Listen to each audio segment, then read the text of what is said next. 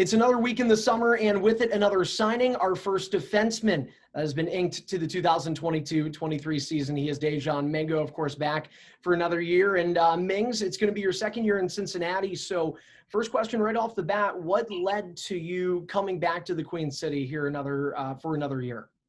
Honestly, I was just like, all right, I'm comfortable in Cincy. And once I'm comfortable somewhere, I think I'm gonna sign again somewhere. Obviously, I was comfortable in Jacksonville, moved here. Now I'm comfortable in Cincy.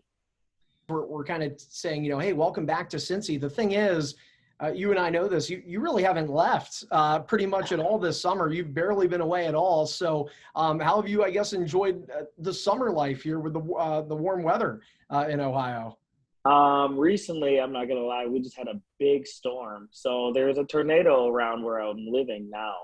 But so far it's been fun. 4th of July, I had my buddies come down from Michigan. And honestly, I've been to Florida maybe twice, 2 or 3 times. So just enjoying Cincy right now. So obviously going into your first season with the Cyclones, I know part of it, and the fans know this too, you dealt with some injuries, and we talked about a little bit on our Two for Chirping podcast that you and I sat and did a couple months ago. I think when we left that podcast, correct me if I'm wrong, you were getting ready for, it sounded like a second surgery on your hand. Can you kind of give us an update as to where you are with that, what the rehabbing process has been like?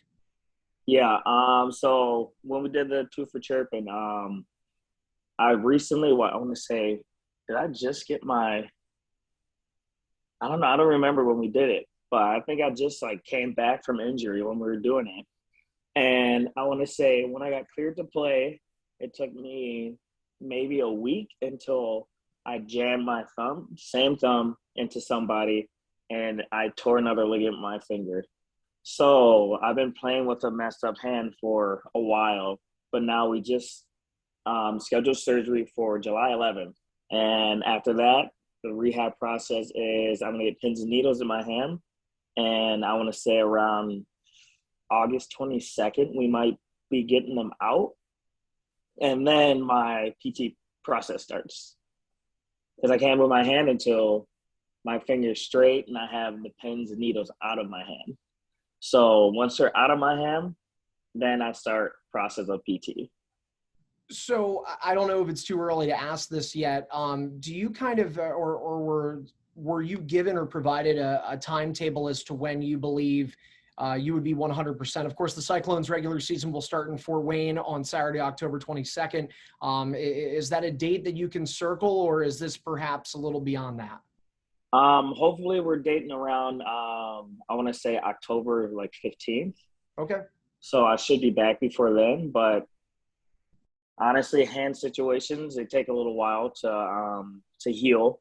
And as with this hand, the doctor said 3 to 6 weeks. We're thinking 4 weeks, and it took exactly 6 weeks for this hand to heal for me to play again. So this one's just a longer process because I have to take the pins and needles out. Well, the other one, I didn't have pins and needles in, so I didn't have to take them out. Right. Well, I was going to ask you, so I know going into this season, coming off the last one, yes, you dealt with the hand injury. You still had, I think by many means, a very successful campaign with the Cyclones. You ended up with 32 points in 54 games. 8 of those were goals. How would you evaluate your first season with Cincinnati? Honestly, I had a very slow start to the season. Didn't have a point for a while. That's me just getting back into hockey after almost missing, a year and a half, something like that. A year and 7 months, I think. And that's just me getting back into hockey, which I was actually upset. I was frustrated. And when you let that frustration build in, nothing's going to happen for you. So in the beginning, I started slow, and I started progressively getting more points and more points like that.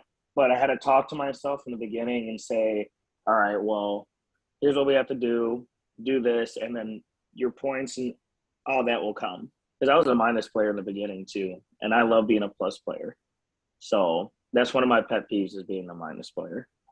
I mean, obviously you ended up, I believe, finishing. It was either you or Matt Cairns that finished with the top plus minus on the team. So that certainly turned around, and as did this team throughout the season. You were here through all of it. Even when you were injured, you were down in that locker room. So let's go back to May 3rd, which was Game 7. The Cyclones losing in round 1 to Toledo in just a heck of a series. But in saying that, Dajon, you've been around the league for a while. You've seen successful teams.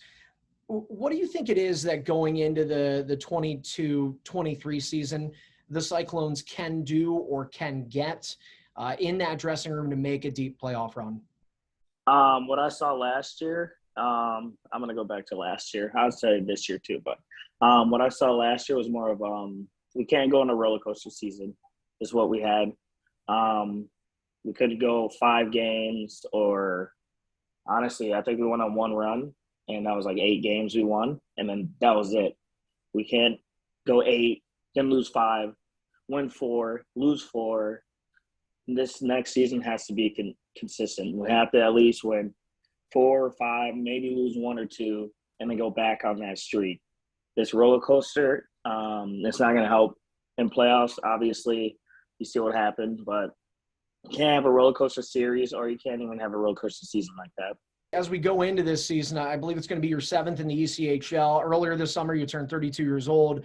I know you're not shy about talking about the future. You've shown an interest in coaching. You've been around for some of the youth camps. I know you run your own camps at times as well in the summers. So I don't know if it's too early to ask this or not. Where is kind of the internal clock, I guess, in terms of your playing career and then your coaching career? Honestly, I couldn't tell you right away, because last season, I was like, all right, this year I'm going to be done and I'm going to start coaching. But I was like, all right, I'm going to do another year. So this year is the last year I believe I will be done playing hockey, because I want to start coaching. So I won't give you 100% on that one, because obviously I'm playing this year. So I don't know what I'm going to do next year. But I think in my head, this probably will be the last year.